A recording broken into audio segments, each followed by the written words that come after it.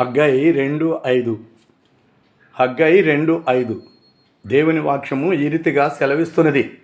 నా ఆత్మ మీ మధ్య ఉన్నది గనక మీరు భయపడకడి, జాగ్రత్తగా ఉండండి.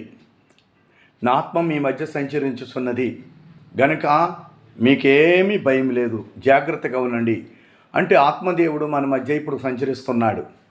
ఎందుకనంటే యోహాను సువార్త 14వ అధ్యాయంలో యేసు ప్రభువారు వెళ్ళిపోతూ అని చెప్పిన మాట, నేను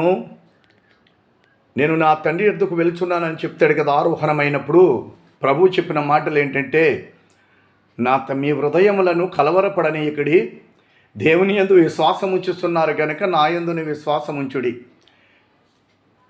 దేవుని యందు విశ్వాసం ఉంచుతున్నారు, నా యందు విశ్వాసం ఉంచుడి. నేను నా తండ్రి ఇంటికి వెళుచున్నాను, నా తండ్రి ఇంట అనేక నివాస స్థలములు గలవు, లేని ఎడల నేను మీతో చెప్పుదును. నేను వెళ్ళి మరల వచ్చి నేనుండు స్థలములో మీరు ఉండులాగిన తీసుకుని పోతాను అన్నాడు. చూసారా? అయితే మిమ్మల్ని ఒంటరిగా విడిచిపెట్టి వెళ్ళటం నాకు ఇష్టం లేదు.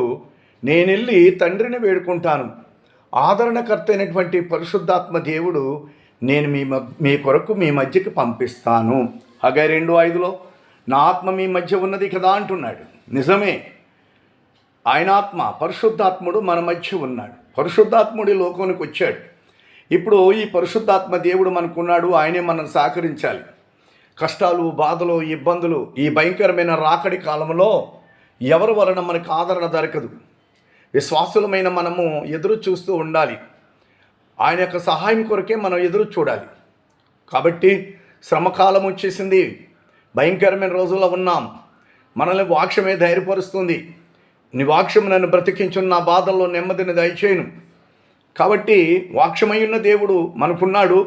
పరిశుద్ధాత్మ దేవుడు మన మధ్య సంచరిస్తున్నాడు.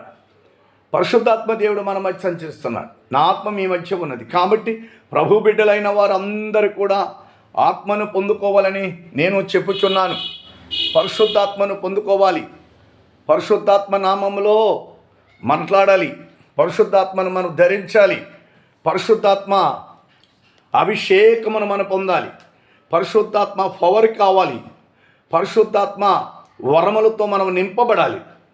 పరిశుద్ధాత్మను కలిగిన వారికి భయం ఏమీ లేదు, ఏ భయం లేదు. నా ఆత్మ మీ మధ్య ఉన్నది కనుక మీరు భయపడకడి. పరిశుద్ధాత్మ దేవుడు మనల్ని ఆదరిస్తాడు. ఏ విషయములైనా మనము మన ప్రభువైన యేసుక్రీస్తు వారి నామమున తండ్రిని వేడుకున్నప్పుడు సమస్తమును చక్కబెట్టేది పరిశుద్ధాత్మ దేవుడు. కాబట్టి ఇప్పటి నుండి పరిశుద్ధాత్మ కొరకు మీరు కనిపెట్టమని ప్రభు పేరిట బ్రతిమలాడుచున్నాను. ఆమేన్.